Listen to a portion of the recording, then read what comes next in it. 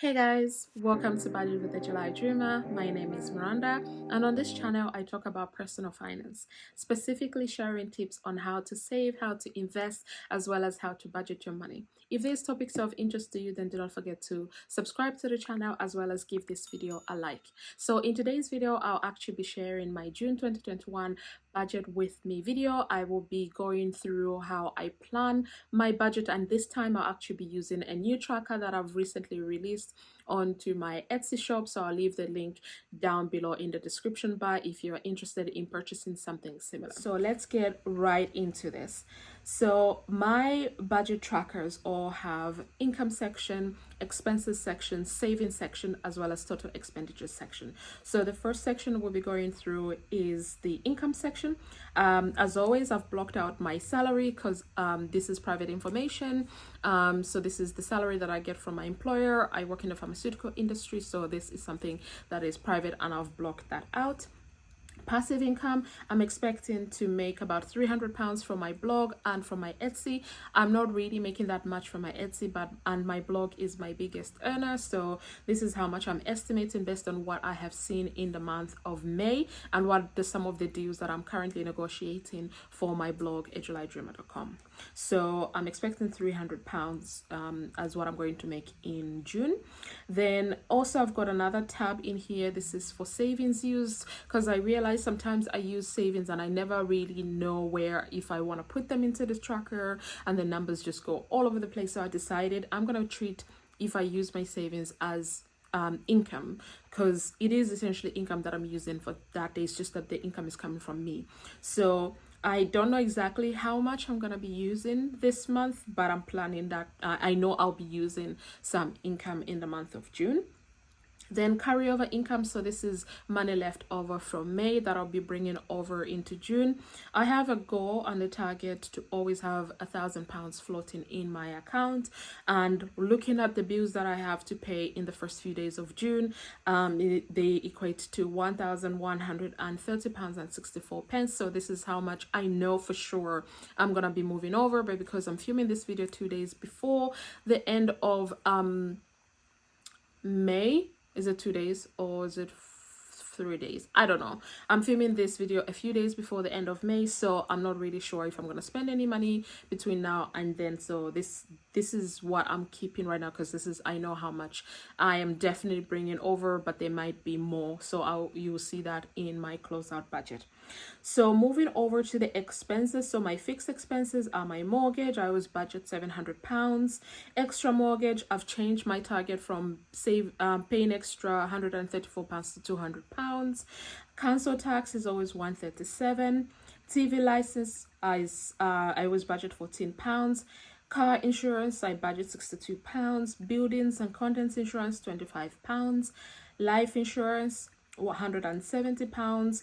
Home emergency insurance, I don't budget anything because I pay this for the whole year. Home maintenance, this is something that has changed for the month of June moving forward, because I've realized I'm not actually spending all the money in the bucket that I keep for home maintenance. I'm spending about between £140 to £170, so I'm bringing this down from £300 to £200. Then for my travel insurance, it's always £18. Electricity is always £33 and I budget that. Gas is always £42 and that's what I budget. Water and sewer is £34. My broadband is £38, but I budget £39. Cable and streaming services, I budget £85. My Peloton bike, I have a Peloton bike, I pay £39, but I budget £40. And then for my tithe and giving, I'm a Christian, I believe in giving, so I always budget £400 for that, which brings my total fixed expenses to £2,200. And this is, sometimes I spend more than this, sometimes I spend less, but we'll see how the month of June goes. Then moving to my variable expenses, so eating in and out, I'm budgeting £75 because a lot of things have started to open, and the UK hopefully we'll officially be out of lockdown, like everything will be back to normal from the 22nd of June. So I'm budgeting a little bit more than I normally would. Financial subscriptions, I spoke about this in my May budget with B video, so I'm not going to go through that, but I budget in £25. Food, I always budget £200, and I'm trying to save money on food, so I'm trying to spend less than this, and so far it's going well. Fuel, I'm budgeting £70 because I may be making a couple of trips in the month of June. I didn't top up at all in the month of May, which is great. I topped up in April, so I will need to top up for sure in June because of the trips that I have coming up.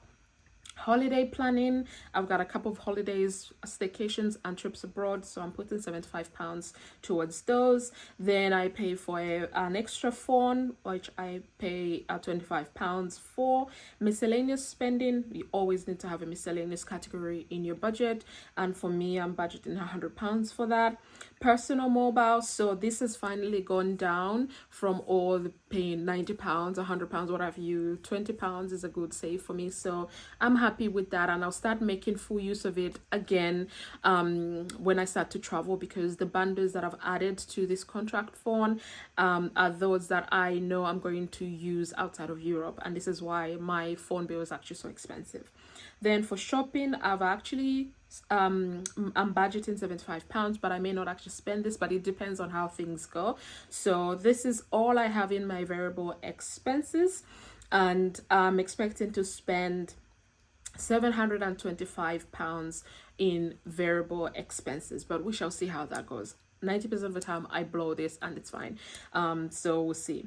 And then the new category that those of you who have been following me since I started this channel about 2-3 months ago now, I didn't have the sinking funds in here. I track them separately, and then I do bi-weekly updates.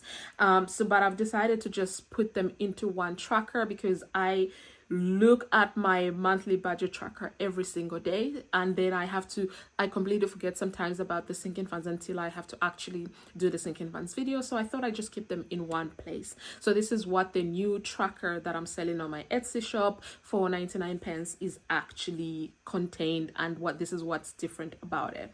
So I do have 9 sinking funds, but this may be changing because I've decided to remove the dental sinking fund, so this is why you're not seeing it on the screen. And I'm replacing it with road tax, because I just last month paid for my road tax, so I know I'll need to make another payment in the next 6 months, so I am putting a sinking fund for that in here. So let's go through the sinking funds that I have. Car insurance, I am planning to be adding £25 to each and every single one of these sinking funds. Whether that's what I'll be putting, I'm not sure. It will depend on how the month goes. So for each of the sinking funds, I also have a target amount. So for car insurance, I have £500. How much I'm yet to save is £465, and right now my sinking fund for car insurance has got £35, which is 7% of this the total target. And that's how I have done my percentages. I have literally done the percentage against the target, and then even what is adding up here is against the target, not overall. So this is how I have done my sinking fund calculation, the percentages. And then I've also got when, for example, if I'm for the month of June, I say I save £50, it will tell me a percentage of the income that I've made that month that I'm allocating towards that sinking fund. So this is what you will notice moving forward. So I've got car insurance, car maintenance, car MOT, I got Christmas, gifts, holidays, home maintenance, investment, and road tax. So the road tax replaces my dental sinking fund that I have had all of this time. So I am looking to actually, oh, this is still saying that this should be total sinking funds. Yeah, So I am looking to actually spend £222, £225 for my sinking funds every single month. This is how much money I am going to be allocating in my budget to sinking funds. Whether that's how it works out, we shall see as time goes. But I like having the sinking funds in one tracker as my normal monthly budgeting. So it's really great. Then moving over to the savings section, so I have my everyday savings. So this is actually my home maintenance fund. I'm planning to put £500 in the month of June.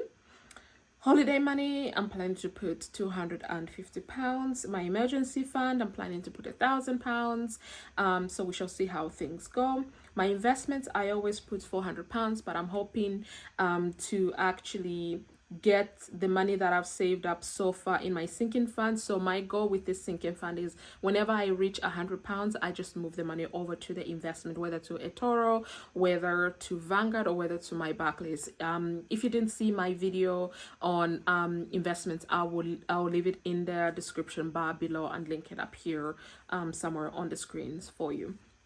And then I do have another types of saving. I kept this in here and I don't have anything planned for it, because with Plum Savings, again, I'll leave a link, an affiliate link to Plum if you're interested. But basically Plum connects to your bank account. Well, you connect it to your bank account, and what it does is it rounds up all of your spending. So all of your change is rounded up and it saves. And then, you know, you can either invest that money or keep it in a pot.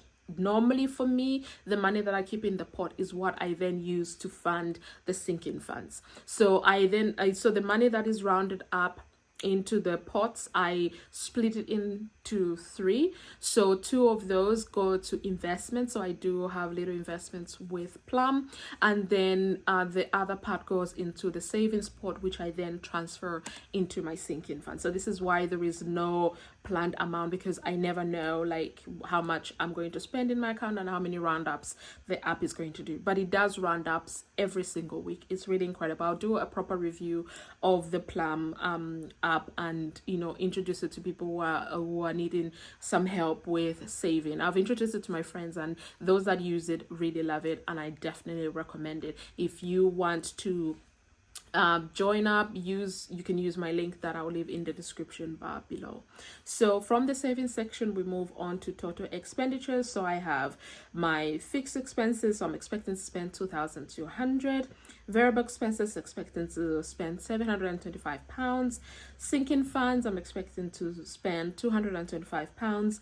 And then my savings, I'm hoping to put £2,150, and that is a total of £5,300.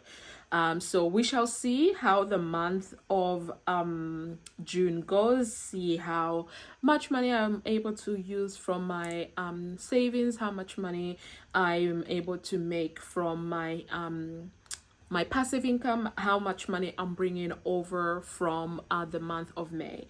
So yeah, that is it for this June 2021 budget planning. If you enjoyed this video, do not forget to give this video a like. If you haven't yet subscribed to my channel, please do so, and also share this video with anyone you think who might be interested in learning how to budget their money. So thank you so much for watching my video, and I'll see you in my next one. Bye.